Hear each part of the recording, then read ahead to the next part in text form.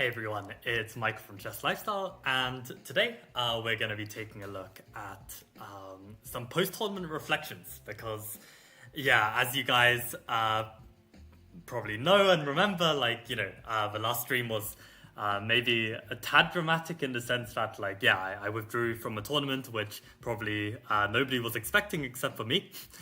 But yeah, I mean, ultimately, I managed to play like 14 classical games this summer, and it's very important that whenever you play some tournament chess, you try and evaluate like how it went, and see what you can learn from the games that you played. So this is what I wanted to do today, and as you can see from the new thumbnail, I'm quite happy with it. It's like chess, study, and chill. So this is the point, right? Like I think for the foreseeable future, I will not be like training every day as religiously, but basically just if there's something chess related that I want to study, like a book or maybe some course, or maybe just play some games and analyze them or something, then maybe I will do this like on stream, just for the vibes. But and yeah, maybe, who knows, maybe I even do some woodpecker just to keep in a bit of shape. But I think whenever you reach some kind of goal, it's good to take some time off. And even though 2000 FIDE is something I have achieved once before, I think for me, for a while, I've had this feeling that I really want to have at least one of my ratings on 2000 FIDE, and it means I can relax a bit. I can be like, okay, I'm a legit 2000 player, and then maybe I can work a bit more on, let's say, my rapid and blitz ratings, and if they go down, it doesn't affect me so much. If it goes up, then that's great. I mean, I'm still a 2000 player, and no one can take that away. So, something like this, right? So, yeah, basically, today we're going to be taking a look at this very famous book from the UK, Chess for Tigers, and we're going to be having a look at Chapter 3, Looking in the Mirror, and I have a nice Word document, WPS document, ready to go, that we can put some stats in very soon. So I also have all of my games from the summer, as well as my results here, so we can just make sure I haven't missed any. But yeah, that's the plan for today. And also, okay, aside from just reaching 2000 FIDE, we also hit 2,800 subscribers. So that's super GM. So yeah, this is also quite nice. So yeah, I'm gonna have a read of this, and then we'll see how this applies to my openings and my games.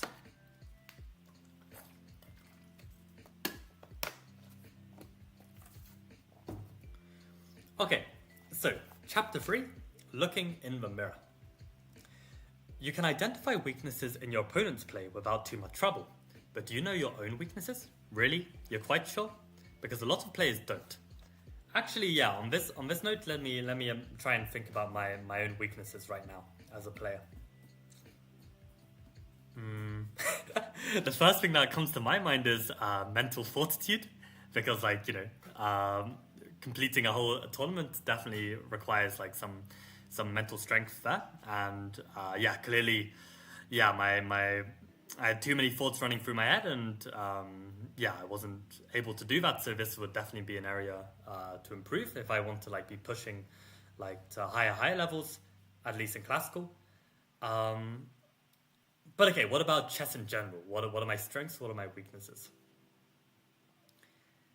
I'd say weaknesses still is consistency in calculation. I think this is something that's improved a lot. But yeah, that consistency in calculation has cost me a lot in the past.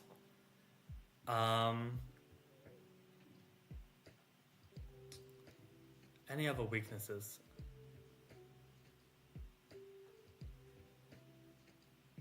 Probably just consistency in emotions as well. Just I mean, this is linked to the first aspect, but I think on a good day I can play some fantastic chess. On a bad day I can play some really horrendous chess. So, and I think it is tied to my ambition. So yeah, I'm not sure how much Chess for Tigers is going to cover these aspects. I mean, other than that, I feel like, yeah, opening wise, I feel like I'm doing pretty well. Like, I found openings that suit my style, I understand them well.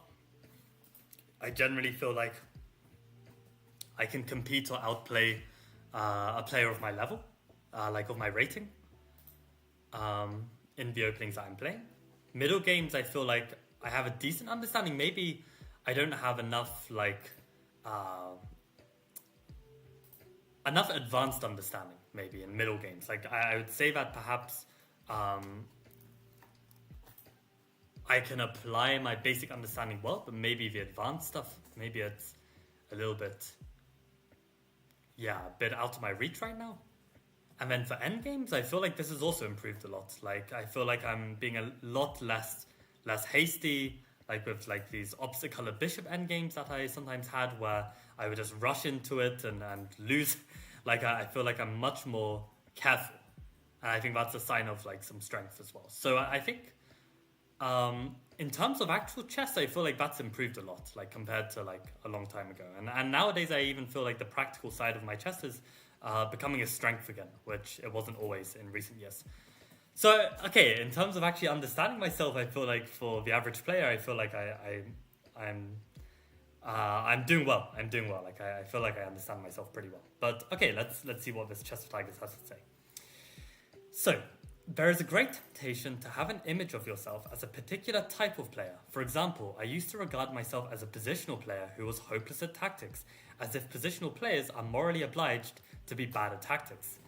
The result was that I didn't bother to calculate any tactical lines in my games because I thought I was no good at them, and anyway, a positional player shouldn't need to consider such lines. In fact, I was perfectly capable of calculating tactics if I tried, and my positional sense was nothing like as well developed as I imagined. Another form of image is to see yourself as a bit like Tao or Karpov or someone. You can develop this sort of delusion on completely irrational grounds and attempt consciously or unconsciously to play in the style of your hero, which may be completely unsuited to your natural abilities. In 1968-69, I played in a junior tournament in Groningen in Holland, and at which the Russian representative was Vaganian, now a very strong grandmaster. At that time, he was a great fan of Petrosian. No doubt this had something to do with the fact that they both came from Armenia. He played in a very stodgy style, always fianchettoing bishops and so on. And yet it seemed to me that this was not his real strength. When I played him, I gained a slight advantage from the opening, built up pressure on the queen side and won a pawn. And it was only when he realized that he was in great danger of losing that he suddenly woke up and launched a devastating sacrificial attack on the king side, against which I failed to defend correctly and lost. Over the next few years, he must have come to appreciate where his true ability lay, and he considerably altered his style, and now he frequently plays sharply right from the opening with great success. So yeah, this kind of like revelation about your chess, this is what chess improvement's all about to me. Like, once you get past a certain level, it's really about trying to understand what player you really are and push the game in this direction. And I think, for me, I've actually had this phase, like this exact stupid phase of like thinking, I can play like Tao, this is the kind of chess I want to play, and it's not the chess that I'm good at. So, yeah, this really, this is really good advice, I think. So, the next sub-chapter is how to analyze your own style. How can you hold up a mirror and identify your own strengths and weaknesses? Start by asking your friends what they think, and don't just dismiss what they say, because it is often easier to be objective about other people than about yourself. You know their weaknesses, so why shouldn't they know yours? So actually here, I will give a shout out to Stephen, because for so many years, he's been like badgering me about playing this way, changing that thing, and for years and years I would be very dismissive and you know, make excuses for why I don't agree with him. And I mean, maybe they were valid in some ways, but also over time, like, I have gravitated towards like the kind of advice he was telling me like years ago. So it's like, yeah, I think asking your friends can be useful, and maybe in that sense, actually more recently, I have had quite a lot of people tell me that they feel like tactically and calculation wise, like I can make it, like it's not like a huge flaw that I seem to think. And maybe that's true. Like, as we saw in some of my recent games, I was able to channel this strength in my games. So, yeah, maybe, yeah, I need to do this. But okay. But the best method is to go through your own games, trying to keep an open mind and see which games you won and why, and which games you lost and why. You probably don't have time to analyze all your games move by move, but you don't need to do this to tell roughly what sorts of positions you played well or badly, where you blundered, where you got into time trouble, and so on. If you lost the game as a result of a silly mistake, don't just say to yourself, I'm good at these positions, really, I just made a silly mistake, until you're quite sure that this is not an unconscious cover-up for the fact that you often make silly mistakes in these sort of positions. Maybe you don't understand them quite as well as you think you do. In every game, you are faced with different problems and make different mistakes. But if you consider all your games together and draw up a few tables of your results from various types of positions, you may be surprised at the patterns which are revealed. For example, from your last 50 games, you might discover the results shown in the table for white openings. So here, I don't know if you can see on the camera, there is a table that shows white openings, and it gives the different openings that came up, and there's result of the opening and result of the game, and then a total. So, you know what? It's been a long time since I've ever bothered to go to these lengths to do such a thing, but I think I'm going to try and do this right now. So let's actually do white openings, and let's do black openings, and let's have a look at this. So, do I want to make a table? Maybe I'll make a quick table if I can work out how. Oh, didn't mean to do that. Table, insert table. There must be a way. Okay, so how many columns do I want? I want 4 columns. No, I want 1, 2, 3, 4, 5, 6, 7 columns. 7 columns. Okay, let's just do that for now. Okay, so let's have a look. So we've got Yo Safsara, I finally caught a stream. Yes. Welcome. We're basically taking a look at my recent 2 tournaments, having a look at the games and trying to understand what was going well, what was going badly. And if you haven't done this already for your British championships, I would highly recommend you do this, because it would give you some insight into what needs improving, right? So this is white openings, and we've got result of opening, and we've got, I should have added an extra. Okay, let's add an extra column. This should be result of game. So maybe okay, this looks actually super ugly. Let's do this. Plus minus for winning out of the opening, equal out of the opening,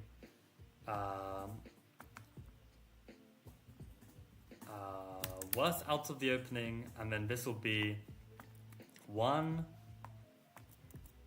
this will be a half, and this will be 0, and this is total, and this will be the opening. So okay, let's have a look. Actually, to be honest, I can give all openings, right? Like I don't need to separate white and black, because I think probably I can just put them all in a table together, I reckon. Okay, so let's go with this. So let's have a look at my first round of Prague. Okay, so Safsara says, very good performance. I guess exhaustion took control at the end. Yeah, for my tournaments, right? Yeah, and I think it's a mix of exhaustion, but also this kind of mental fortitude, like being able to just keep fighting and keep trying to play the best chess you can. And I mean, it's really easier said than done. Like when you've played a classical game 14 days in a row, like you really start losing the plot. So yeah, I could cook at the end. Oh, you're saying for yourself or you're saying for me? I could cook at the end and lost twice at the end in stupid ways. Right. I made 2 bad opening choices at the start for your last 2 rounds. Hmm. Yeah, I think also like I mean like in your final rounds, I think you're also playing stronger opponents, right? So you've probably got this, uh, when you've got all to play for, you're like playing for a big prize, you're an underdog. Like this can also have lots of psychological impacts on your ability. Ah, you were saying for me. Okay, I see. Yeah, yeah, I agree. So okay, let's have a look at this first game. So this game was a Garganitza. So I'll put Garganitza exchanged. Let's do that. So this is going to be really ugly. Garganitza exchanged. So out of the opening, how are we doing? So here it says it's like plus 0.9, but honestly, yeah, maybe C4 has to be properly evaluated, and maybe this can be argued that this was worse at the opening, but at this moment, like from the opening, I feel like I was doing more than okay. Like it depends at what point do you consider as the end of the opening. Like this now looks really good, and actually the game finished very quickly. Like the game finished in like 21 moves, so almost a miniature. So how do we evaluate this? Was this a win from the opening or not? In a way, I think it was. Even though like C4 was missed, I feel like this was actually like a good result of the opening. Like I came out of the opening with a better position, and then I was able to win the position from that, right? So this is what we're trying to argue. So I think from the opening I'm better, and then I won this game, right? Oh, and I should actually put this here, even though this suggests winning for white, but this is just winning for the side that's playing it, right?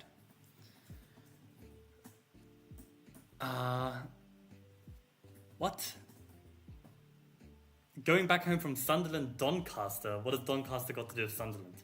Or you played in the Doncaster Congress or something? Alright, let's try and speed up this, otherwise we're going to be here all day. So this was against the FM. This was the London against d5 e6. And from the opening, I really got nothing. I think this is just a completely equal position. Yeah, and even maybe a tiny bit worse position. You know what I think I'm going to do? Why do I keep clicking the stream button? Let's add another insert cell to the right, and let's insert cell to the right again, and let's have like slightly better and slightly worse, right? Because I think we can be wait, how do you say minus worse? I think that's slightly worse, right? So actually this was more like slightly better for us. And I think this London with e6 was slightly worse for us. London with d5 e6. Okay, this was slightly worse for us, and the result of the game was a loss.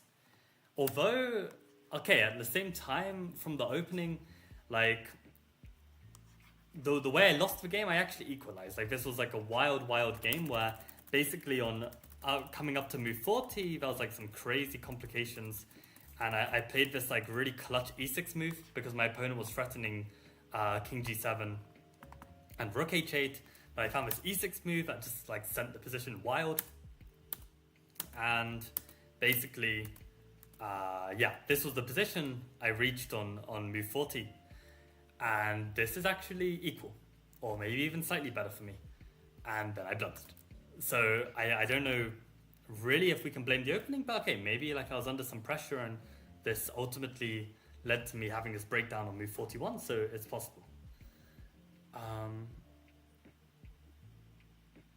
Wait, Doncaster is in the same place as Sunderland? I don't think so. I think they're completely different cities geographically. Welcome, XGotJ. Welcome to the stream. I don't think I've seen you here before. We're just taking a look at like my games from the tournament and just trying to understand like what went well, what didn't. So yeah, I lost this game. Why do I keep clicking that? Alright, let's look at the next one. So this was round 3. This was Benoni. And this Benoni game, I don't even remember what happened round 3. Oh, this was a draw. This was a draw. From the opening, I think I got a better position. Like, okay, like it depends where you want to cut the opening completely. But yeah, the fact that he played knight c4 and had to go back knight d2 and I got this b5 in, I think this is like this is a clear advantage from the opening. Like maybe not winning, but just better, right? So I think I can say that I got a slightly better position with Benoni. Benoni. Let's be more specific. This was with bishop f4, right? Or was this, no, this was an early knight d2. Yeah, this was an early knight d2 line. So Benoni with knight d2, and this was better for me. And we ended up drawing. Okay. Yeah, so this is quite boring, I guess, like for you guys to watch, but ultimately this is something I need to do, and I wouldn't do if I wasn't doing this on stream probably. So yeah, we'll see what conclusions we can draw by the end. So you usually watch when you're not live. I see. Okay, fair enough, Xcott J. Well, glad you can join for today. This was mainline d5. This is mainline 1 d5. Opening went well, I think. Yeah, I got like this plus 0.6 edge. I got an e4. This is like slightly better for me again, and I managed to win this game. So this is London with d5. London d5 mainline, let's call it that. Slightly better, and then I managed to win. Okay. Of course, we're not taking ratings into account, right? So this probably, I feel like, should be a factor as well, but okay, we'll see. So then this game, I was actually with the black pieces here, and this one did not go so well. This was actually, okay, actually I realized there is going to be some overlap here, so maybe, yeah, we're gonna mess this up and make white and black openings. Otherwise, it really is going to get confusing. So let's copy this.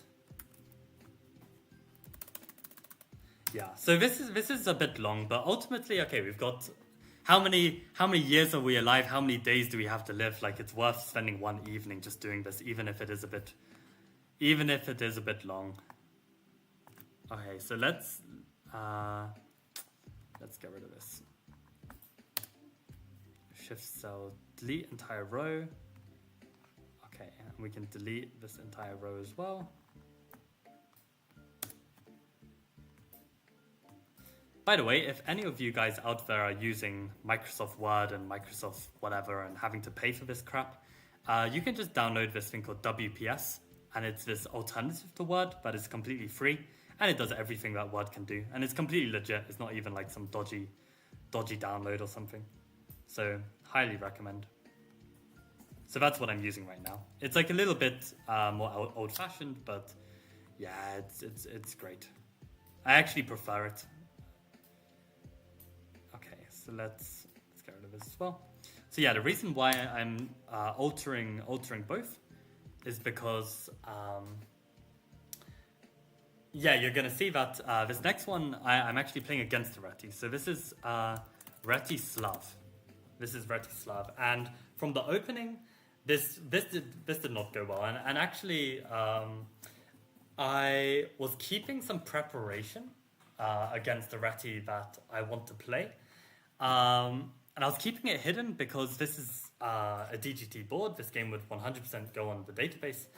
And this anti-Reti line that I had prepared, I hadn't prepared so well. So I kind of want to keep it as like some preparation that I will be working on over the next few months, maybe years. And that means when I come back to Classical, I don't have to fear anyone prepping me. And if there's any Reti players out there who prep me one day, they'll probably prep against a Slav because this is what they see, right? So, yeah, I'm looking forward to putting this anti-Reti, anti-English prep to the test. But yeah, I just didn't get enough time to work on it enough. So yeah, I'm very glad that actually, yeah, this opening, even though I did feel somewhat prepared in this, yeah, it went bad from the opening. Like, ultimately, I played Queen a6, and he got this Bishop f1, and this was a mess. I was worse, and then I went on to lose. And to be honest, maybe I even say that I was lost. Like this +2 is like really really bad, right? So I think this one I was really lost from the opening, and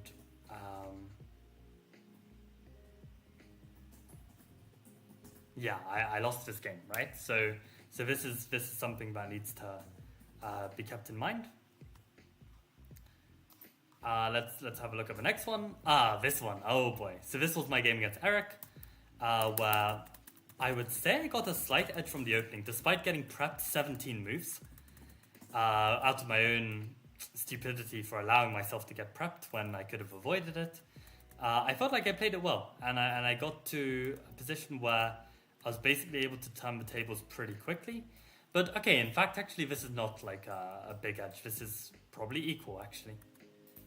Yeah, this is equal from the opening. So I think I have to be objective here. I have to say I was equal, even though I felt good. So this is London, London, Exchange Slav. So this is equal from the opening, and I lost. Yeah. But yeah, this was anything but an Exchange Slav kind of game. This was like really, really explosive and dynamic game. Not a dull game at all. But okay, let's keep this up for now. Let's keep this up for now. So this is round 7. Again, we got Benoni with G3 this time. Was I better out the opening? I think no. I think I was just equal or something. Maybe not even. Yeah, maybe equal is the right term here. I think I'm just equal out the opening. So this is Benoni. Let's add another row. Add another one. Okay, so this is Benoni with G3. Equal out of the opening, and we managed to win. Okay. Okay, let's make them all the same size. Could you make a video on how to properly analyze the one on how to...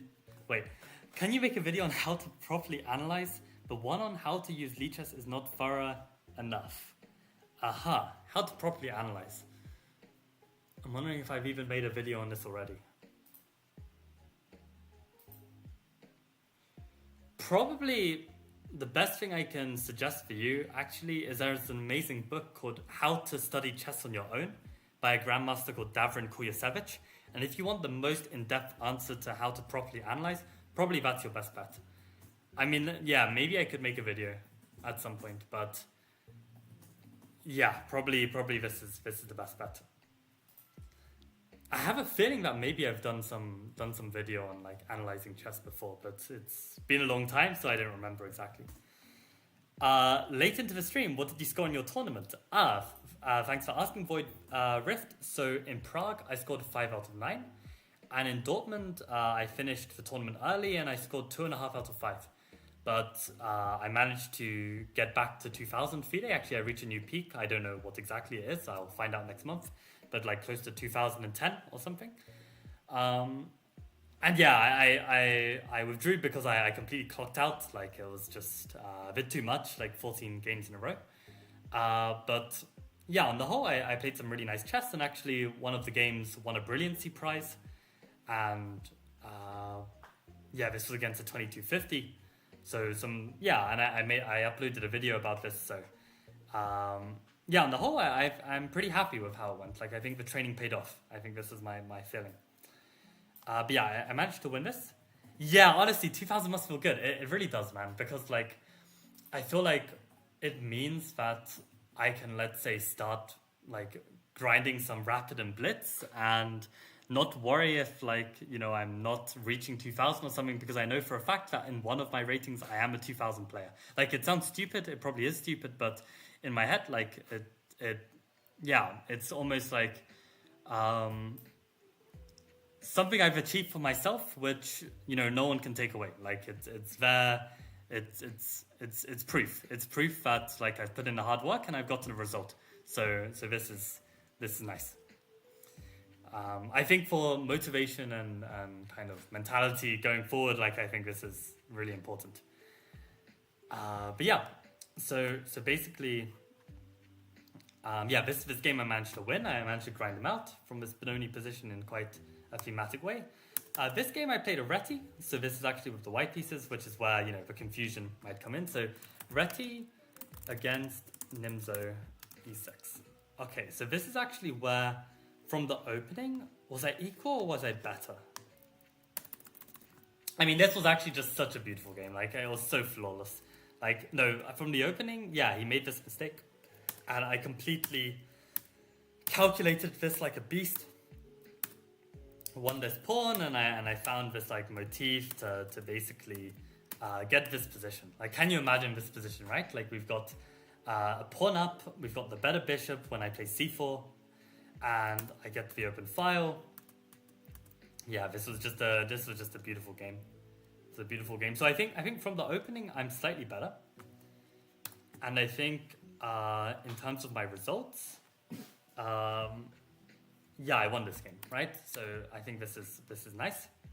And already one thing I'm just drawing as a conclusion, maybe from this, is that this London, when my opponents play with e6, it's a really difficult position to play for an advantage from the opening. I feel like to play for the advantage from the opening, you then need to take some risks in a stylistic manner that I'm not a super fan of.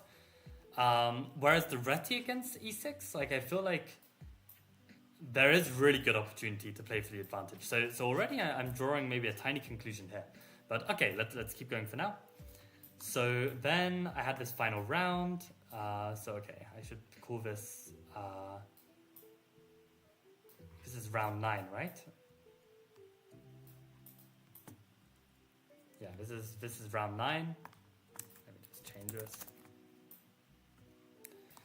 Yeah, this was like some random prep.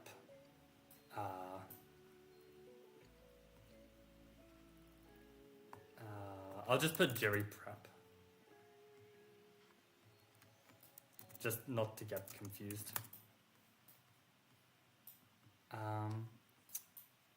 Okay, so yeah, round 9. Basically, this was another Benoni, and this was again knight d2. And from the opening, did I get anything here? Yeah, I think this position, again from the opening, I think it's either equal, or I can even say slightly better.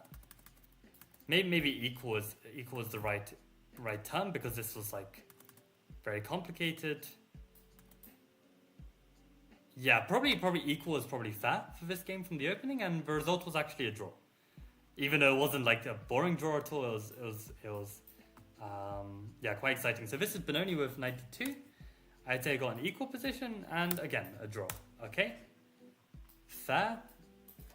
Welcome back, Safsara. Yeah, we're still chugging through these games, and okay, that's everything for Prague, and then for Dortmund.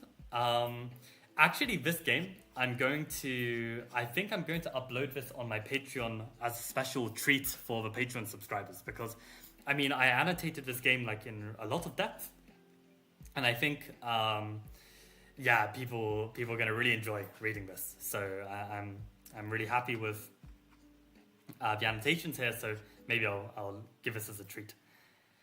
But yeah, how did it go? I was with the black pieces here. This was black against London, but I got this minority attack style position. So this is actually black with Carlsbad. So I'll put London, Carlsbad, / minority. Okay, actually that makes it too ugly. I think I can remember with Carlsbad. So London, Carlsbad, and then from the opening, okay, without revealing too much on stream, because I do want to make this for the Patreon guys, let's check this engine. I mean, probably this is just equal from the opening, right? I mean, as it always is. But yeah, I think we can consider this equal, and then I managed to win in the end. Yeah, this is a beautiful game. So yeah, let's go equal, and I managed to win. Okay. And then against, Marcus Albert, the 2250 that I managed to win. This was again Reti with g4. So this is Reti with h3 g4. And this was better from the opening, and I managed to win. So actually, Reti is going on a mad one. Like I was winning all my games with the Reti, which is kind of interesting. And then we've got the famous game against the IM, which I managed to draw in like 12 moves. And this again, this was a G3 Benoni, right? And this actually was so effective that even though this position was maybe objectively slightly worse, I'm not even going to give it slightly worse. I'm going to give it equal, because the power of this position, it at least felt equal. Because I mean the 2400 agreed a draw, right? So this is a second equal position with Benoni, and then a draw. So against the IM.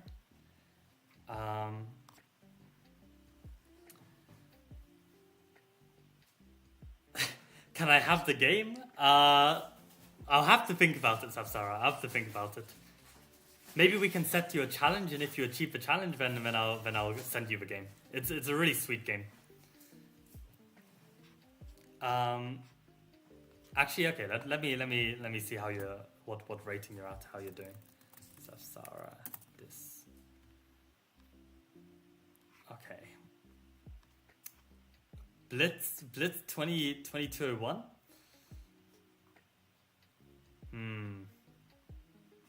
Have you hit 2250 yet? Oh, you have. 2258 is a peak. Okay, 2275, Sapsara, then I'll send you the game. If you can prove to me that you've got 2275 Blitz, then I'll send you the game as a reward.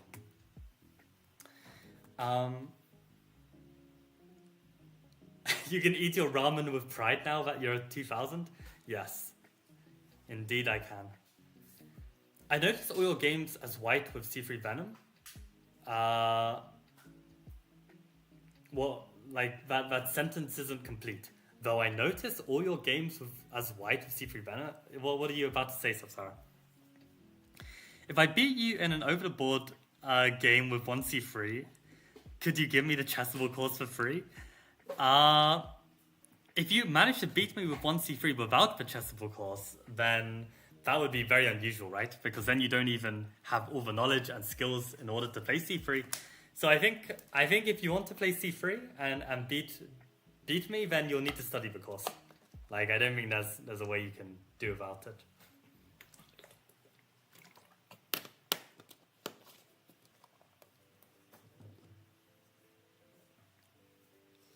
Okay, so let's look at the next game. That was actually the prep. This was the actual game.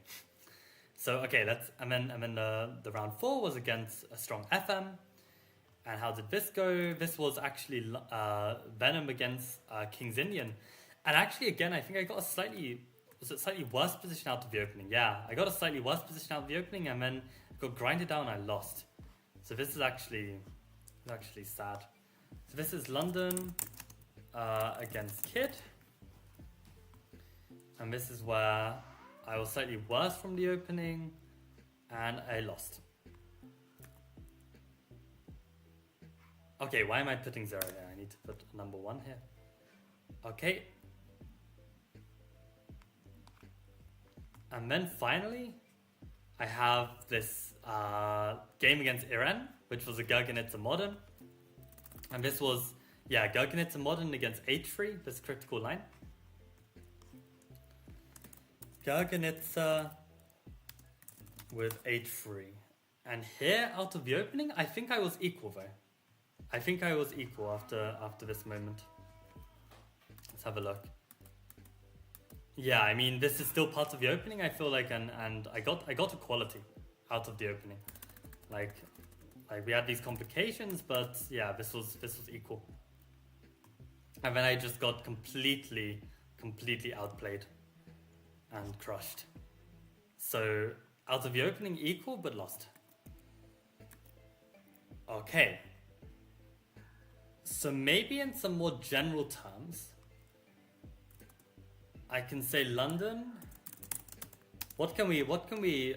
I think London actually, like c3 Venom. It actually, I mean, no one played c3 e5 in my tournament, so we were basically getting London every time I played with c3.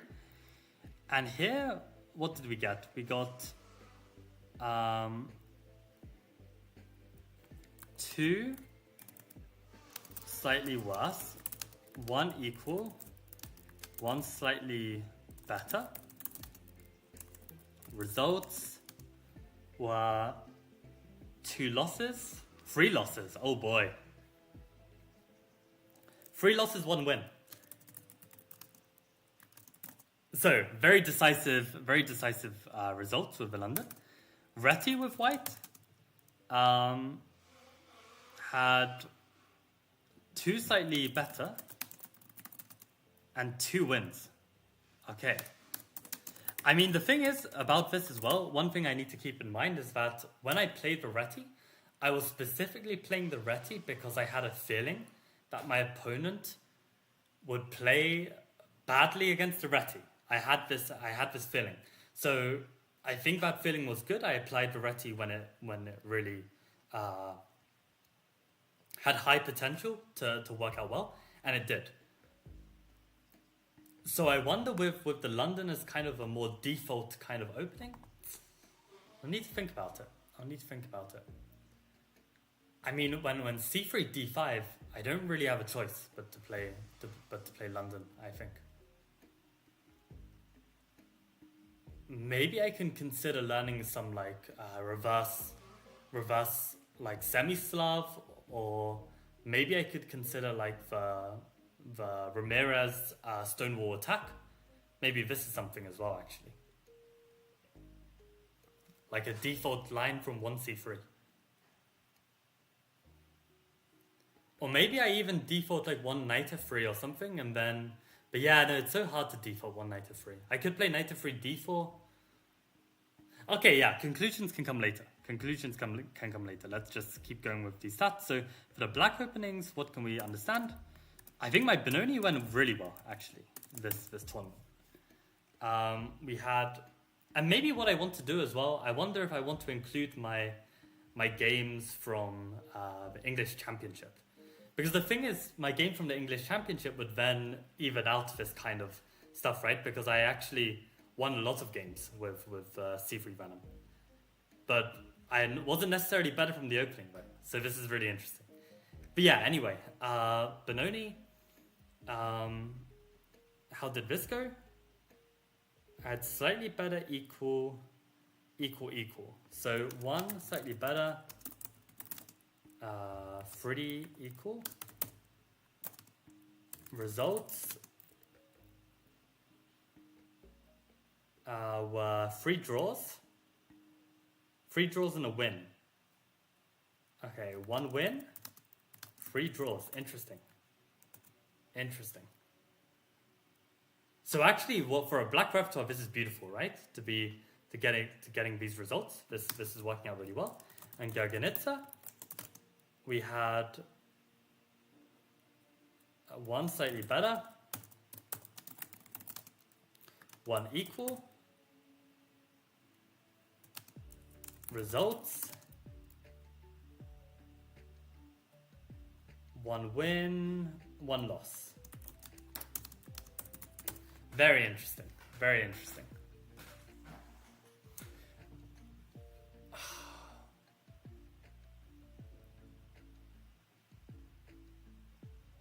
Very interesting indeed.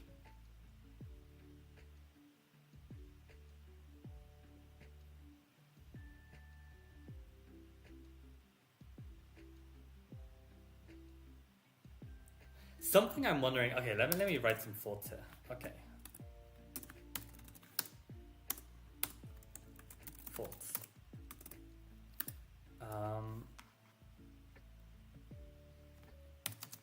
London setups are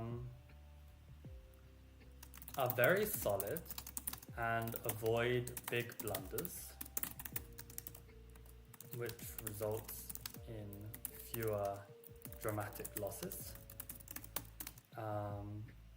However, when playing classical. Perhaps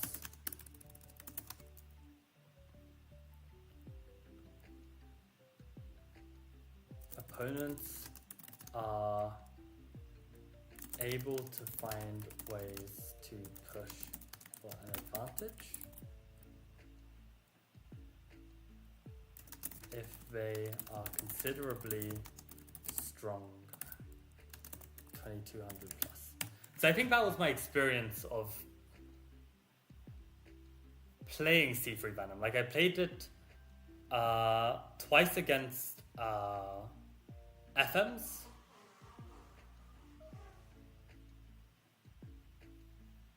Yeah, I feel like maybe against 2200 plus it's not so easy. I mean, I think in Blitz and Rapid,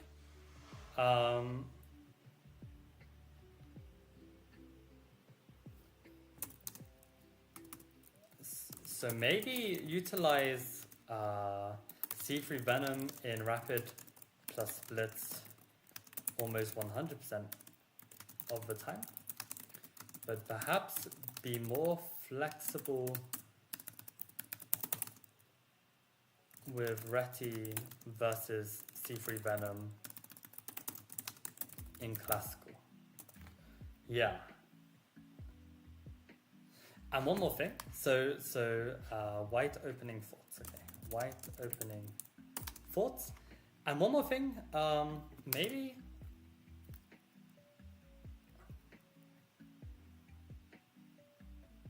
Yeah. I was trying to think like maybe I could try and make G3 work as an opening, because I mean I thought about this in the past, like some reverse Gurk and it's a mod.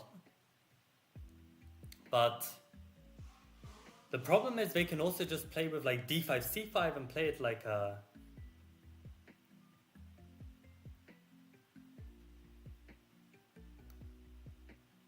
Yeah, play it...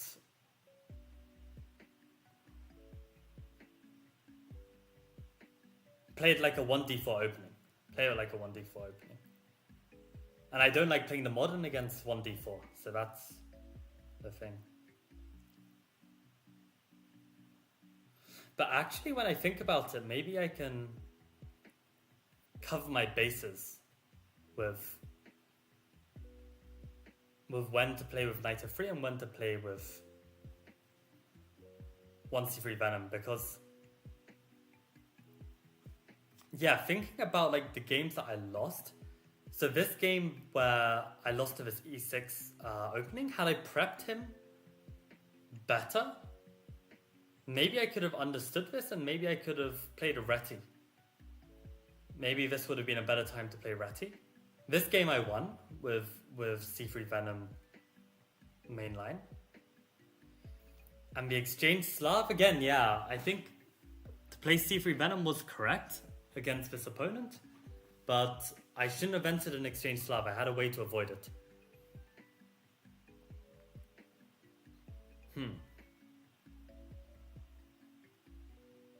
But yeah, I think that's already an interesting conclusion. But I think like being a bit more flexible with Reti and C3 Venom in classical, I think is probably going to be a more useful thing, as opposed to having like one completely main repertoire. Like have a mix of both. Although that means I would need to make sure I've got a complete repertoire with Reti, because I have a complete repertoire with 1c3 for sure. But with Reti, I think I've still got some lines where... I mean, I used to have it complete, but it's been a while since I've like looked into those lines and maybe they need some revamping. What was my total actually? So...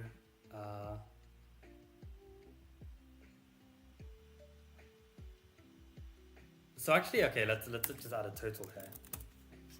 Maybe let's just get rid of this because I don't have enough games to make this necessary. Oh god, I did not like that. Okay, let's just leave it. I don't wanna mess with it. So total, what did we get? We got 3 wins. Oh wow, 3 losses, no draws. With the white pieces, very decisive results. And with the black pieces, total was 2 wins, 3 draws, 1 loss.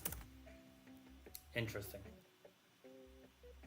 But I also have the feeling that I played a lot stronger opponents with the white pieces than with the black pieces, so I feel like this should be considered as well.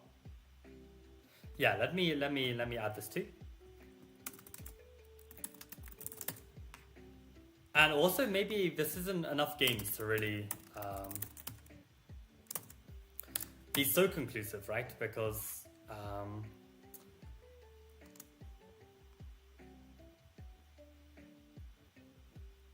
yeah, I mean, like the book says 50 games. What I've covered how many games? There's 6. Yeah. Wait, why have I only got 12 games? Why is the math not mathing? 4, 6.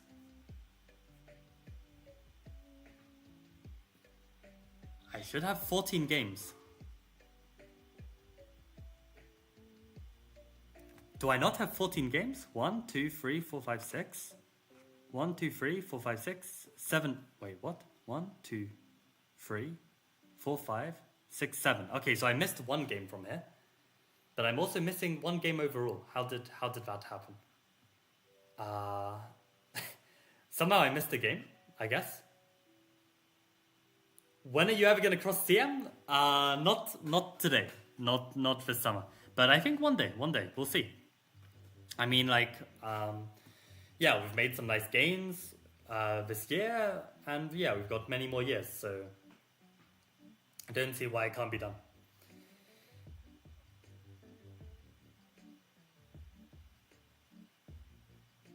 Only 14?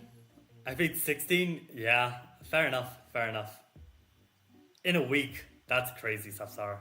Yeah, I know Dylan also was playing double rounds every day. It's ridiculous. Yeah, I really can't do that.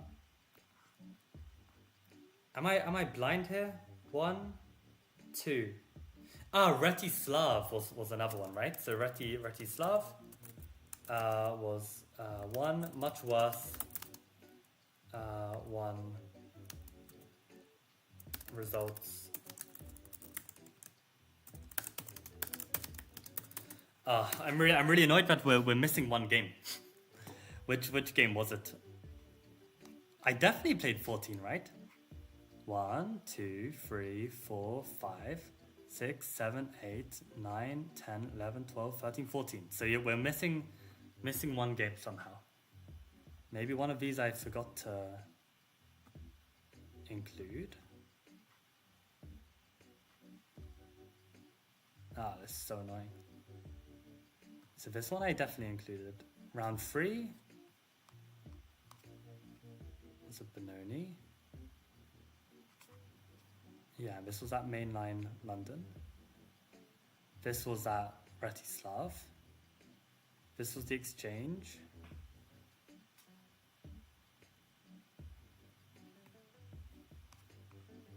G3 Benoni. This was the Reti game. This is so dumb. I'm missing 1 game and I don't see where. So actually this is 2 losses. 4, 7.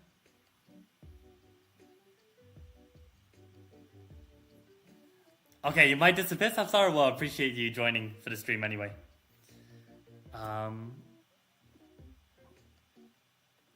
Yeah, and I think the experience of playing is really good. I mean, if you can handle the mental anguish of having the poor performance at the end, then I think the experience is worth it. This is really bugging me, guys. I don't know which game I've forgotten. How many Benoni games have I got? I've got 1, 2, 3, 4, right? 7, 8. Wait, 1, 2, 3, 4, 5, 6, 7, 8. So I do have them all. I just 4, 5, 6, 7. So I'm missing a game from here. Oh, that's why. So which game am I missing? 2, 3, 4.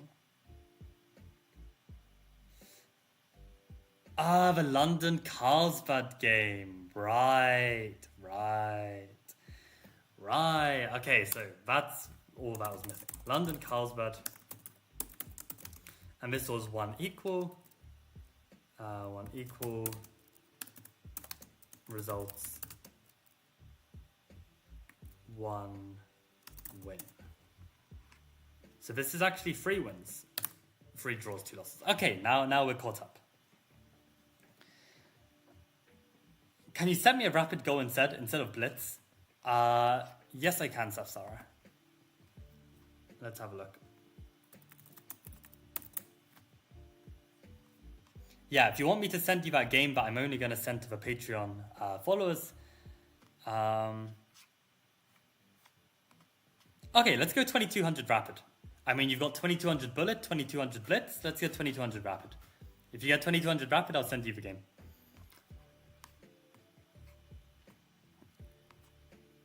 But yeah, so yeah, interesting reflections on the white openings that I had here. Let's see black opening thoughts.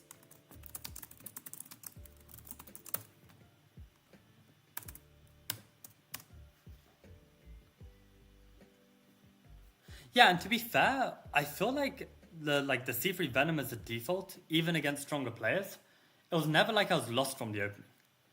And I think that means actually, like, if there's a reason why I wouldn't want to play Retty against them, then maybe that's like a decent like backup to have London.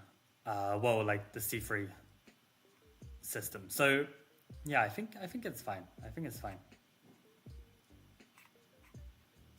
Yeah, black opening thoughts. How do we feel about this? So Benoni, I think, went very well. Didn't lose a single Benoni game. Garganitza, a win and a loss. Tough to say. But also, yeah, from the opening, it was fine, right? It was fine. I mean, I just played this like Russian beast. I don't think there's any other way to describe her. Just absolute monster of a player. Yeah. And I lost the resulting position. Yeah, and the Vretislav needs fixing for sure. Okay, so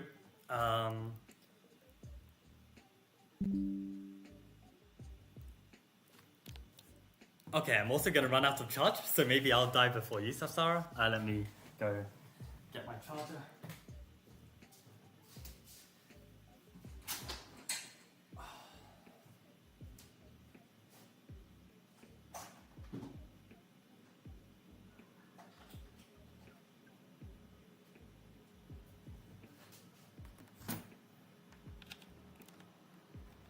Okay, charger sorted.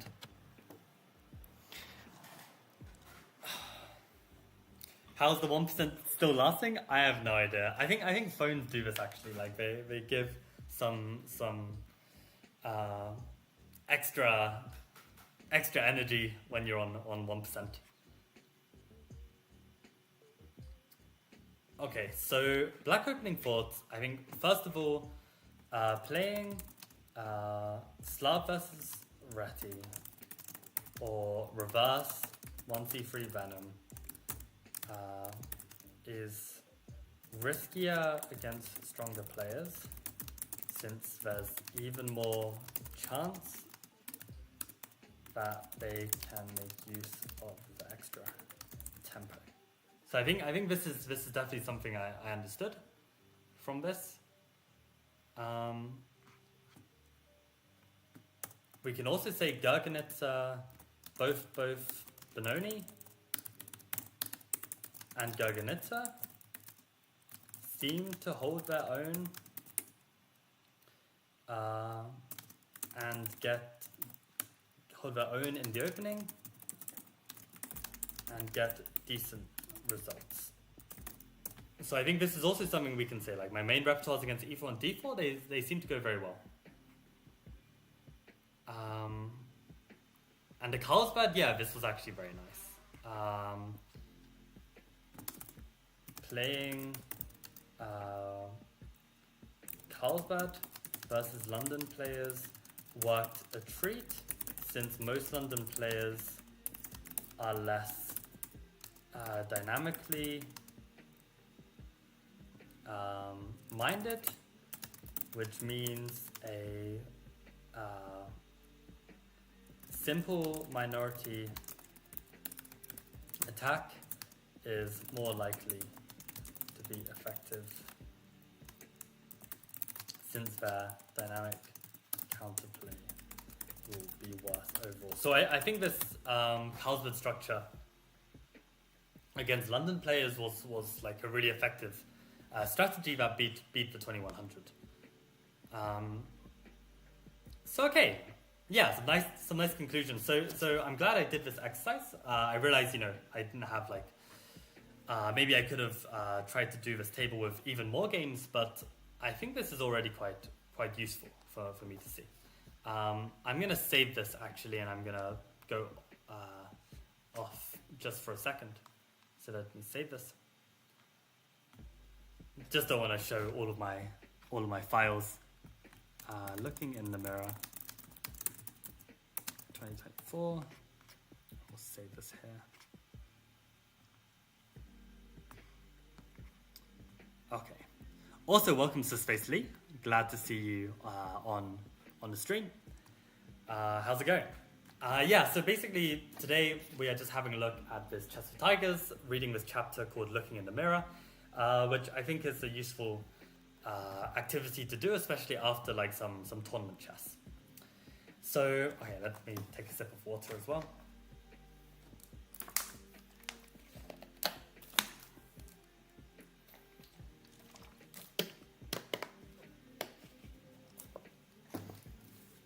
Okay, so, I never did the average rating. Whatever.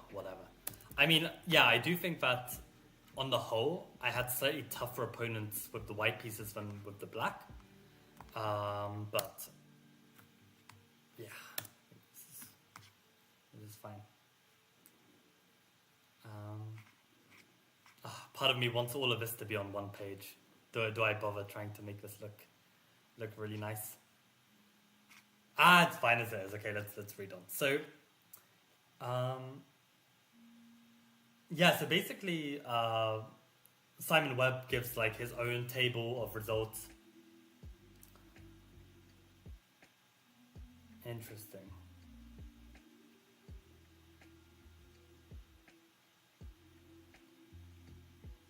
Yeah, so one of the conclusions is Roy Lopez not too successful, maybe should try something sharper. Then he put play well in Sicilian positions, but must learn more theory.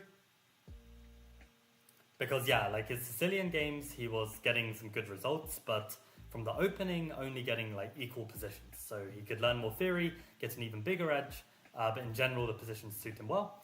And then he puts, don't understand French, must find a decent line. Because in French, he had two results, one equal, one worse, and lost both games. So yeah, this is a nice way to draw some conclusions. And I think I kind of had the same feeling, like with this situation of playing like Slav against Reti. Extra to outplay you. So perhaps with the black pieces, try and play more dynamically to fight Reti / Slav. For instance, your okay, I'll put it here. Knight of 6, c5. Prep ideas. Yeah. So I think like going for this kind of like a bit offbeat, aggressive kind of approach seems to be working quite well for me with the black pieces. The question is, did it also work well with the white pieces? Because ultimately, yeah, I got two better positions with the Reti and I got 2 wins. But the thing is, yeah, the sample size is too small. Like maybe I need to do this with even more of my games.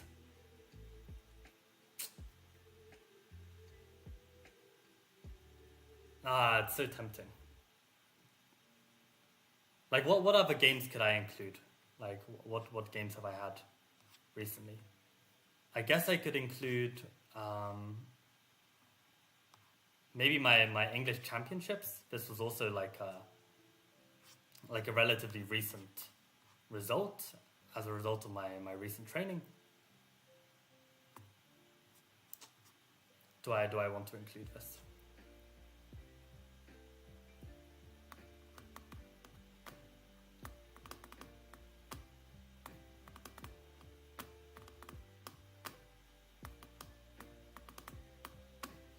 Yeah, I mean, what I can say from this is that, okay, this was Garganitza. I was equal from the opening, but I lost. This game was C3 Venom. It was equal and we drew. This game was, I guess, playing like actively against like some kind of Torre London kind of setup. And I got a better position from black, but then we drew. This one was C3 Venom. I was worse from the opening, but I won. This one, it was Benoni. I was equal from the opening, but I lost. This one was actually slightly better from the opening with C3 Venom, and I won.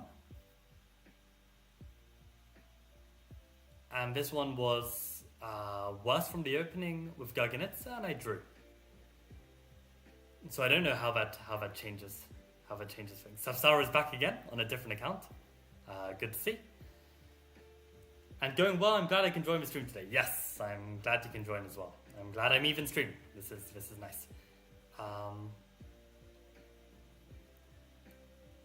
Yeah, I don't know if I want to add these results. Yeah, maybe I'll leave it here for now with these white and black arenas. So let's keep reading what he goes on to say. So he says, classification of middle game positions is somewhat more difficult, but the following table gives an example of the sorts of categories that can be used. So here, I don't know if you can see on the camera, but basically he gives positional, open, semi-open, closed, and tactical attack on the king, defensive king, and wild tactics with a bunch of different results.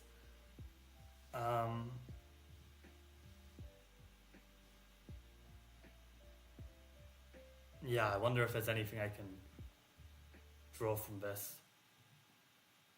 I guess I could make a bunch more tables, but I'm not sure if I can be bothered. But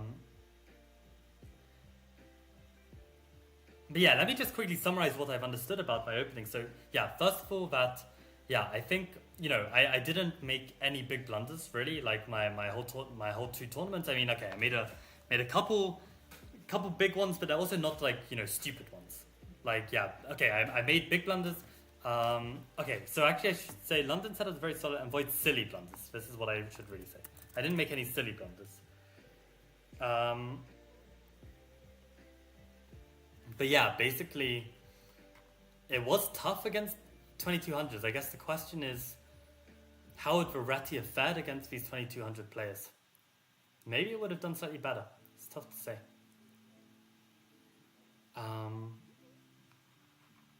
Yeah, I think this conclusion is really nice. Okay, and I'll put, for instance, when black plays with d5, e6 setups, perhaps Veretti system against this can be more effective to cause problems. I think this was a really nice example that I could see. And then for black opening, yeah, like playing this kind of London type setup reversed, very difficult against stronger players when you're even down a tempo. I guess this, yeah, I kind of found that out firsthand. Benoni and Garganitza went well.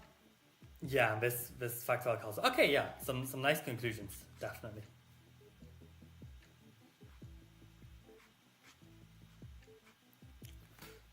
I wonder actually what was the average grade of my opponents in these events.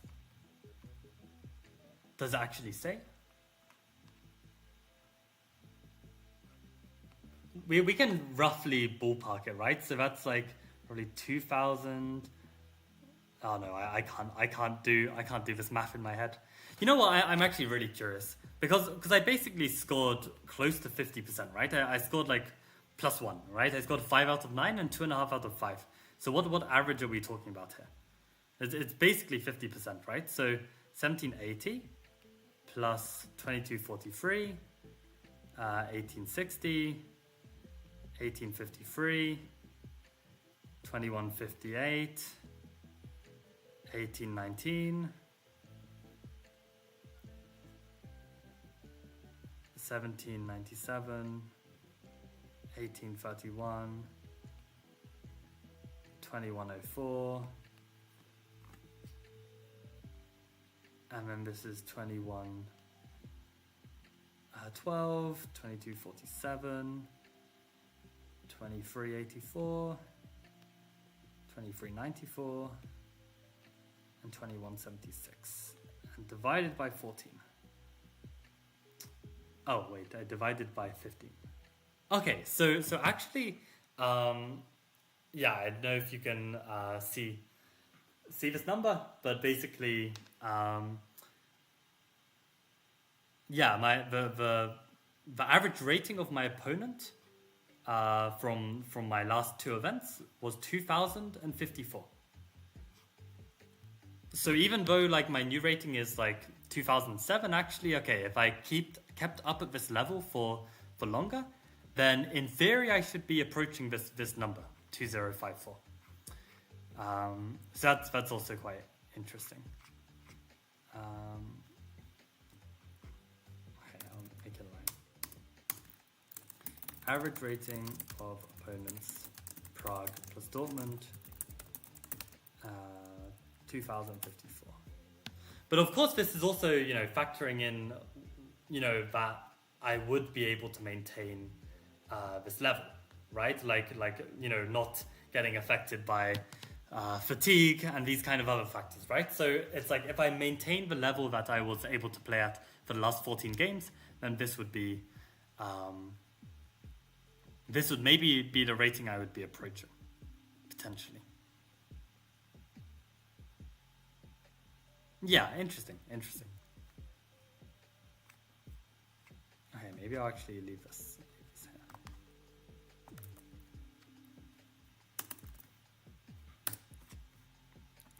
Look in the mirror. Stats for Prague plus Dortmund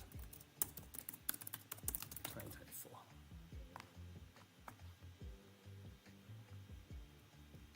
Let's go with this.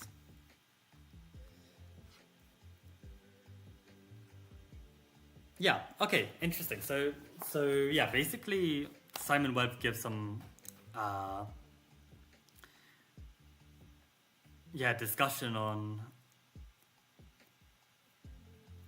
the like middle games and what do you want to get from that.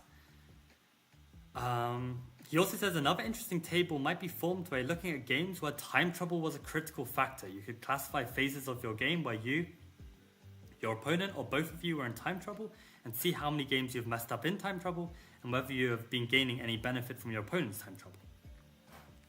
And actually, I think on the whole, my time management was very, very good. And actually, I was definitely making use of my opponent's time management issues. Let me see. Yeah, I don't think I'm missing out any comments on chat. Like, I don't know if my chat has stopped refreshing or something, but I think it's fine. So let me read out this final big paragraph then about this analysis.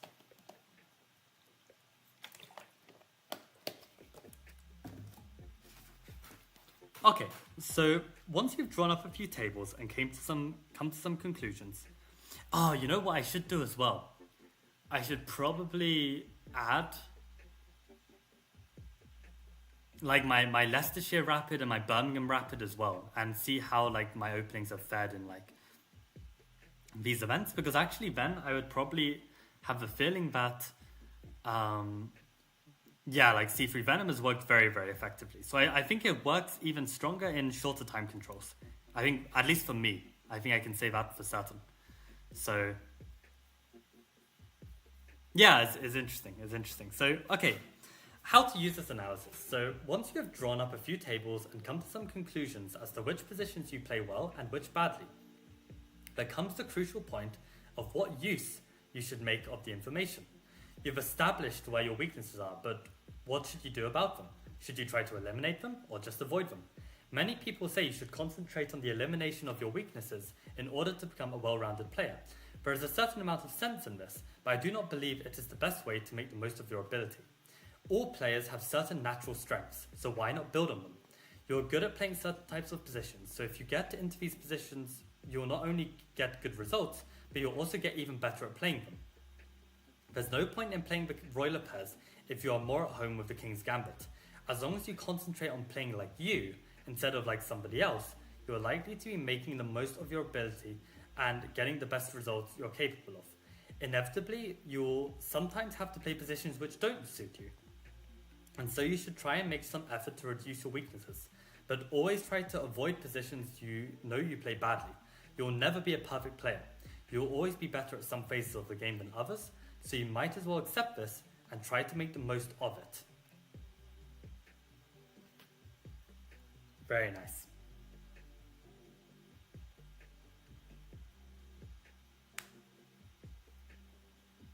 Yeah, and then in this chapter he gives like 2 example games. One where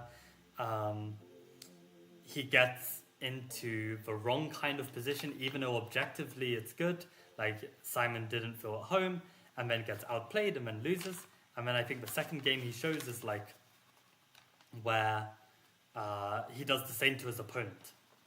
Like his opponent is the one who then gets in the wrong kind of position for them.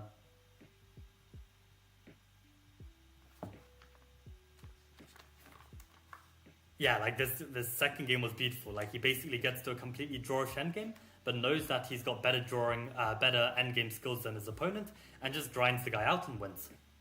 It's really, really understanding himself and understanding his opponent.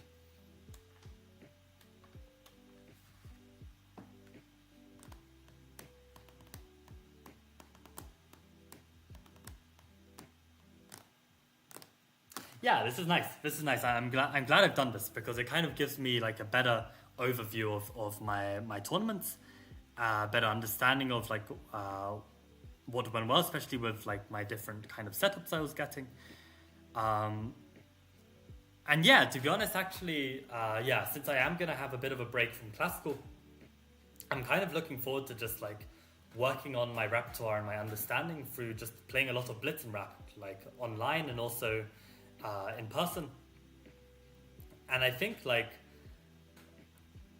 then I'll get to even more conclusive understanding of like which setups are going well and which are not, because I mean some of this stuff is still relatively new, like the Garganitza and the C3 Venom. You know, I haven't even been playing it for more than a year, right? Okay, Garganitza probably it's like a year and a half at least.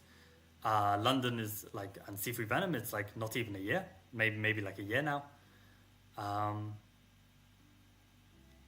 So yeah, I think there's definite potential, but also definite potential to make use of the Reti when I need it. Like this is also, very apparent. And actually, in fairness, like the Carlsbad game I got against the London, this was a result of me having the knowledge of how to play C3 Venom. So this also helped me get a result here with the black pieces.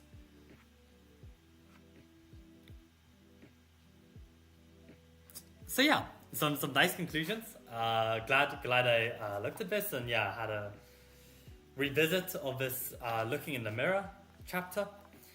And honestly, like on the whole, I mean, I don't know like what vibe I was giving off in the last stream, but I'm really proud and happy with my decision. I know in like several months' time, I'm going to look back at this decision and be happy with it, because I know for a fact that, had I played on in the state that I was feeling in at that moment,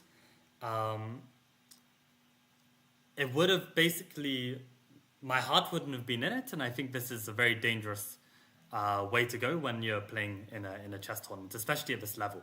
You've really got to be like really mentally on it.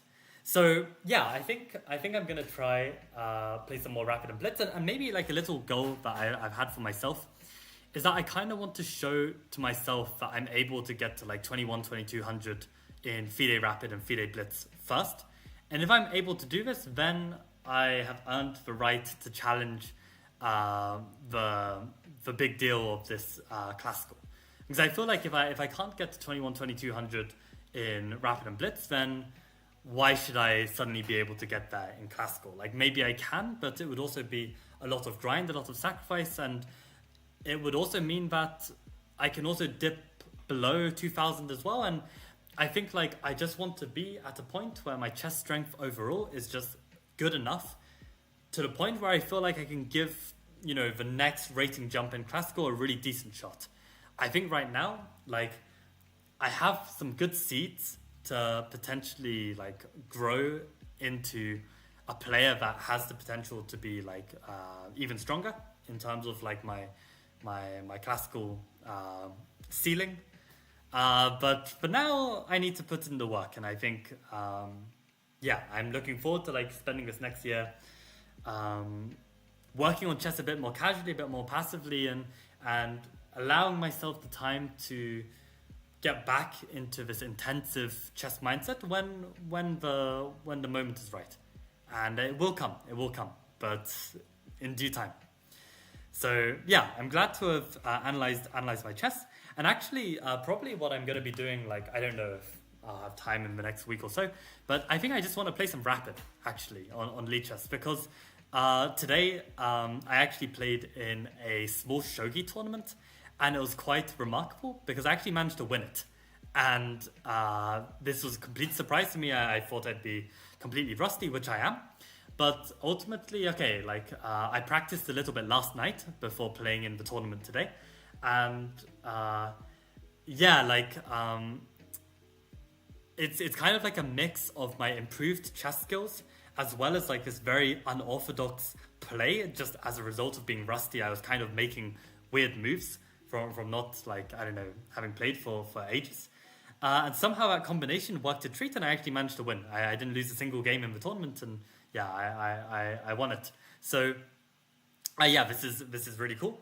But it just reminded me like the joys of playing Rapid, like just having that extra bit of time to think, not as fast as Blitz, but also not as like completely draining as Classical. So I think I'm gonna play some Rapid, especially on Ponziani Ghost. I actually have I see Safsara sending me a Blitz request. But yeah, my Rapid actually is a question mark right now. So if I have some good Rapid games, I can actually make some nice climb. And I think I'm kind of motivated for that. So I think I'm gonna play some Rapid, maybe some 10+5 or something at some point, maybe even just off stream or something. I don't have a mouse, Safsara, and I know you're very, very speedy. And yeah, I think I'm not in the mood to play some high intense Blitz. Okay, so you send me the Rapid request. Safsara, I'm gonna call it a day. But I appreciate you joining the stream, and I appreciate the hustle to get in more experience. But yeah, I think I'm gonna call it a day here. But yeah, honestly, I'm looking forward to the future streams. I think this kind of like more chill study vibe and learn chess as opposed to like intensively grind chess. It's gonna be a different feeling, but also a feeling that is worthwhile. And I'm looking forward to this year to come. Like I have to think about what I'm gonna take with me on my travels. But yeah, I'll work this out and let you guys know. So I think on that note, guys, I'm going to call it a day. Thank you guys for tuning in. And yeah, see you guys at some point. Okay, adios.